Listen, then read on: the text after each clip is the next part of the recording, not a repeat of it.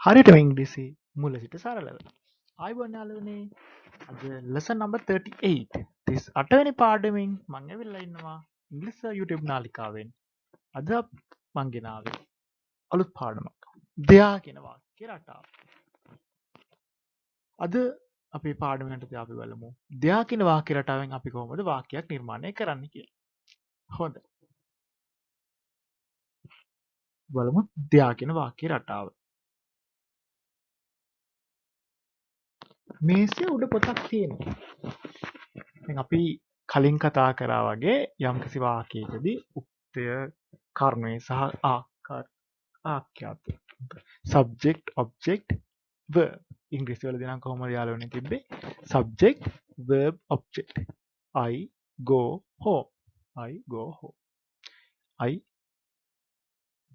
make a box මම පෙට්ටියක් හදනවා මම ගෙදර යනවා I go home ඔන්න ඔය විදිහට අපි subject verb object වල ක්‍රියාපදයක් නාමපදයක් එකතු කරලා අපි වාක්‍ය නිර්මාණය කරනවා. මෙන්න මේ දෙයා කියන වාක්‍ය රටාව තුළ යාළුවනේ විශේෂ වාක්‍ය රටාවක්. මෙතනදී යම්කිසි තැනක යම්කිසි දෙයක් තියෙනවා කියන එක තමයි බොහෝ වෙලාවට අපිට එතනින් අදහස එන්නේ. අපි සාමාන්‍යයෙන් කියනවා පොතක් මේසේ උඩ තියෙනවා. පොතක් මේසේ උඩ තියෙනවා. පොතක් මේසේ උඩ තියෙනවා කියලා අපි සාමාන්‍යයෙන් පොතක් මේසේ උඩ තියෙනවා නම් කොහොමද අපිට මේක a book is on the table. A book is on the table. දැන් මෙතනදී මෙහෙම කියනවට වඩා යාළුවනේ a book is on the table. අපි මෙතනදී පාවිච්චි කරන්නේ දෙයා කියන වාක්‍ය රටාව. There's a book on the table. පොතක් මේසේ උඩ තියෙනවා කියලා අපි සාමාන්‍යයෙන් සිංහල වලදීත් ඒක නිකන් නුහුරු ගතියක් තියෙනවානේ. පොතක් මේසේ උඩ තියෙනවා. හැබැයි අපිට මෙහෙම කියන්න. පොත මේසේ උඩ තියෙනවා. The book is on the table. The book is on the table. පොත මේසේ උඩ තියෙනවා. නමුත් අපි ගොඩක් වෙලාවට අපි නොදන්න දෙයක්. එහෙම නැත්නම් an article එක අපිට පාවිච්චි කරන්න වෙන අවස්ථාවක්. අපි නොදන්නා වූ යම් කිසි වස්තුවක් ගැන කතා කරන්නේ. අපිට ඉස්සල මේ වස්තුව ගැන කතා කරන්න අවස්ථාවේදී අපිට මේ දෙයා කියන වාක්‍ය රටාව යොදා ගන්න පුළුවන්. මෙහෙම කියමු. අපේ ගෙදර දැන් අපි පෙන්නනවා මොකක් හරි මේසයක් උඩ පොතක් තියෙනවා. අපිට කියන්න බලා there's a book on the table. මේසය උඩ පොතක් තියෙනවා. there's a book on the table. දැන් මෙතනදී අපි is පාවිච්චි වෙන්නේ අපි කතා කරන්නේ පොත ගැන. පොතක්. එතකොට අපිට is යොදා ගන්න වෙනවා. අපි මෙතනදී බහුවචන පාවිච්චි කරා නම් books පොත් කියන වචනේ පාවිච්චි කරා නම් අපිට සිද්ධ වෙනවා there are. ඒකට කොහොමද ඒ වාක්‍ය ලියන්නේ අපි මේසය උඩ පොත් තිබෙනවා කියලා there are books on the table. there is a book on the table. මේසය උඩ පොතක් තියෙනවා. there are books on the table. මේසය උඩ පොත් තිබෙනවා. ඔය විදිහට අපිට දෙයා කියන වාක්‍ය රටාව මෙතන අපි යාළුවනේ කතා කරේ present tense එකේදී. simple present tense එකේදී දෙයා කියන එකේදී. අපි බොහෝ වෙලාවට පාවිච්චි කරන්නේ simple tenses තුල තමයි මෙන්න මේ කියන දෙයා කියන වාක්‍ය රටාව පාවිච්චි කරන්නේ. අපි තවදුරටත් බලමු එhmenan කොහොමද අපි අතීත කාල past tense එක තුල simple past tense එක තුල මෙන්න මේ දෙයා කියන වාක්‍ය රටාව පාවිච්චි කරන්නේ කොහොමද කියලා අපි වාක්‍ය දෙකකින් බලමු. වත්තේ ගසක් තිබුණා. දැන් ඇත්තටම මෙතනදත් අර වගේමයි. යම් කිසි විස්තරයක් කරන්න ගිහිල්ලා පළවෙනි අවස්ථාවේ ඒ යම් කිසි වස්තුවක් ගැන පළවෙනි අවස්ථාවේ විස්තර කිරීමේදී අපිට වත්තේ ගසක් තිබුණා. වත්තේ ගසක් තිබුණා. මේ විදිහට ඊළඟට අපි ඒ ගස ගැන කියනකොට අපිට මේ දෙයක් කියන එක අවශ්‍ය වෙන්නේ නැහැ. ඒ ගස.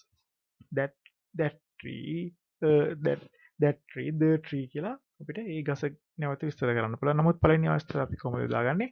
there was a tree in the garden. there was a tree in the garden. අපි නාම පද වලට විශේෂණය ඊළඟට නිපාතය දෙන ආකාරය කලින් ඉගෙන ගත්තා. දැන් අපි ඒ කැලල අපි ගත්තොත් ඒ කොටස ගැන අපිට ලොකු අවබෝධයක් තියෙනවා. ඒ අනුව අපිට පුළුවන් මේ වත්තේ ගසක් තිබුණා කියන එක කොහොමද ලියන්නේ අපි එහෙමනම් there was a tree in the garden. එතකොට වත්තේ ගසක් තිබුණා. වත්ත තුලනේ තියෙන්නේ වත්තේ. වත්ත ඇතුලේ. In the garden. වත්ත තුල. වත්තේ. There was a tree in the garden. අපි කොහොමද අතීතයේම past tense එක තුල වත්තේ ගස් තිබුණා කියලා කියන්නේ there were trees in the garden. ගස් නේ මෙතනදී බහුවචනේ අපිට යොදා ගන්න වෙනවා were කියන වචන. was කියන එකේ බහුවචනේ were. There was a tree in the garden. There were trees in the garden. හොඳයි. අපි බලමු යාළුවනේ එහෙනම් අනාගත කාලයක්. මේසේ උඩ පෑනක් තියේවි.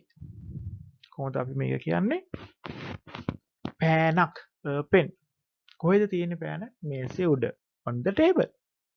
අපි කතා කරා. table the table අපි ආටිකල් එක පාවිච්චි කරනවා අපි දන්න මේසයක් නිසා මේසයක් කියලා කියවනම් a table එතකොට the table මේසේ උඩ නම් on the table a pen on the table එතකොට අපිට ක්‍රියාපදයෙන් මෙතන යෙදෙන්නේ there කියන වාක්‍ය රටාවත් එක්ක there එකට පස්සේ there will be a pen on the table there will be a pen on the table මේසේ උඩ පෑනක් තියෙවි මේසේ උඩ පෑන් තියෙවි පෑන් කීපයක් මේසේ උඩ තියෙනවා අනාගතයේදී තියෙනවා නම් අපි කියනවා there will be pens on the table එතකොට අවස්ථා දෙකේදී අපි යොදාගන්නේ අනාගතයේදී will be කියන වචනය there සමග එතකොට වර්තමාන කාලයේදී is are there සමග is are යොදාගෙන අපි වාක්‍ය නිර්මාණය කරා අතීත කාල සඳහා verse were there සමග verse were යොදාගත්තා අනාගත කාල සඳහා there සමග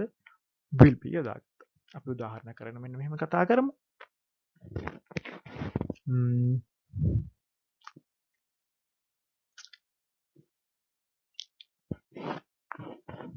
මේසය නැත්නම් අපි ගමු පුටුව උඩ ෆෝන් එකක් තියෙනවා. මේක අපි කොහමද කාල තුනෙන් කතා කරන්නේ? there's a phone on the chair. පුටුව උඩ ෆෝන් එකක් තියෙනවා. there's a phone on the chair. පුටුව උඩ ෆෝන් එකක් තිබුණා. there was a phone on the chair. පුටුව උඩ ෆෝන් එකක් තියෙවි. කොහොමද යාළුවනේ කියන්නේ? there will be a phone on the chair. මේ විදිහට අපිට is was will be යොදා ගන්න පුළුවන් ඒක වචන නිසා අපි මේ පාවිච්චි කරන වචන. එහෙම නැත්නම් අපි විස්තර කරන නාමපද බහුවචනයක් නම් අපිට are were අනාගතයේදී will be යොදා ගන්න පුළුවන් දෙයක් සමග.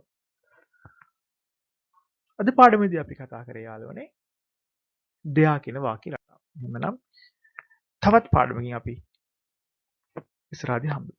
මම ඉංග්‍රීසි YouTube නාලිකාවේ. Thank you very much.